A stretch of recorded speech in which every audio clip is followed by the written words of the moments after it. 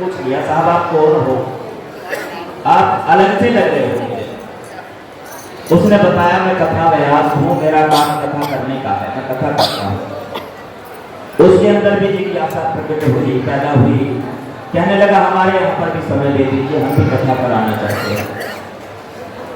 अच्छा ठीक है भाई, आपको भी समय दे दिया, एक तारीख निश्चित कर दी कथा के लिए। मजदूर आदमी का पहले कभी कथा उसने नहीं कराई थी अपने यहाँ पर, और किसी और दूसरी जगह भी कथा में शामिल नहीं हुआ, तो मालूम नहीं था कथा कैसी होती है। एक तारीख निश्चित हुई, सामान की सूची दे दी गई उसको, और निश्चित समय पर पंडित जी आगे घर में सारी तैयारी हो गई। तो पहले आचमन कराते हैं, कुछ संकल्प होता है, आचमन होता है, सारी तैयारी हो गई और अब आचमन होना है।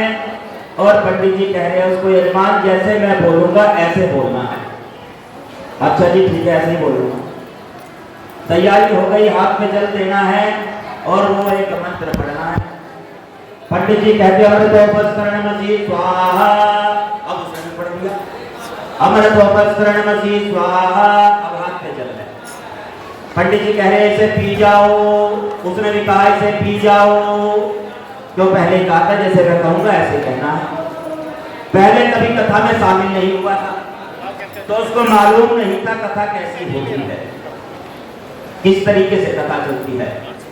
पंडित जी ने कहा भाई तुझसे ही कह रहा हूँ इसको पी जाओ। उसने भी कहा भाई तुझसे ही कह रहा हूँ इसको पी जाओ। सोचा कथा ऐसी ही होती होगी, क्यों पहले कभी कथा में शामिल नहीं हुआ था। आगे फिर बात चलती रही, पंडित जी ने दबाव दिया पी जा भाई इसको। उसने भी कहा पी जा भाई इसको। पंडित जी ने कहा सुना नहीं क्या तुझे? उसने भी कहा सुना नहीं क्या तुझे? तुझे कह रहा हूँ सुना नहीं दिया क्या? उसने भी कहा तुझे कह रहा हूं सुनाई नहीं दिया क्या?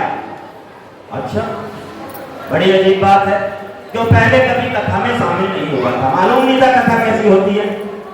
बड़ी अजीब बात है। पंडित जी को गुस्सा आ गया, नाराज हो गए, कहने लगे थप्पड़ मारूंगा।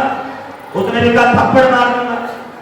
अब ये तो मजदूर का हाथ है, सामने तो लोहे का भी आकार बदल देता है, उससे तो डरना पड़ेगा। पंडित जी ने कहा भाई ऐसा है, अब आदमी मैंने खड़े हो गए, वो भी खड़ा हो गया। यजमान भी सोचा कथा चल रही है, ऐसी होती होगी कथा, तो पहले कभी कथा में शामिल नहीं हुआ था। पंडित जी ने सोचा भाई मामला गड़बड़ हो गया, कपी भर दी।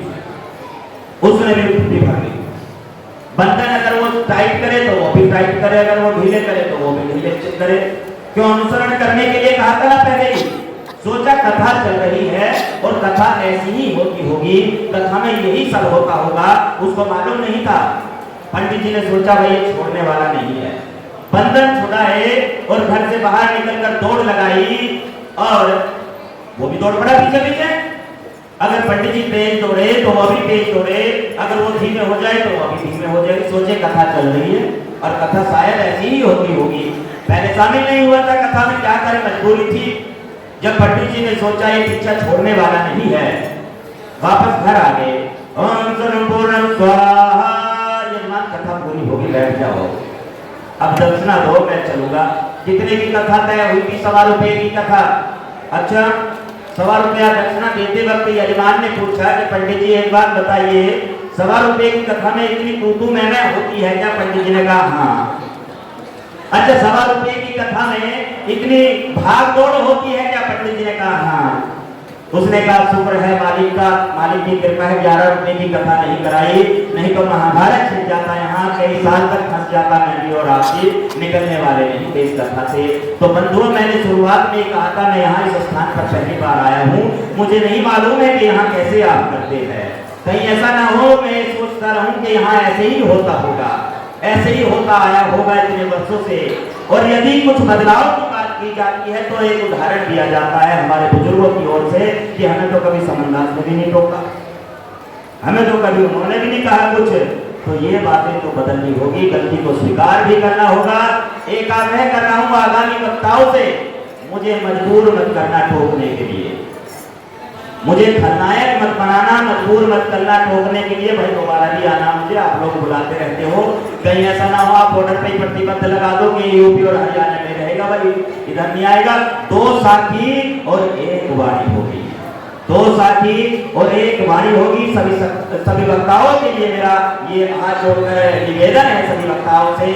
और भाई अब थोड़ा सा समय को और सत्संग को ध्यान में रखते हुए आप लोग चलेंगे। आगामी वक्ता पूर्व सूचना के अनुसार महात्मा श्री सुखबीर दास जी जो हरिद्वार उत्तराखंड से मौजूद है हमारे बीच, वो आ रहे हैं। और इनके बाद हाँ जी हाँ बिल्कुल, आश्रम जी, आश्रम का नाम आप खुद उच्चारण कर लेंगे।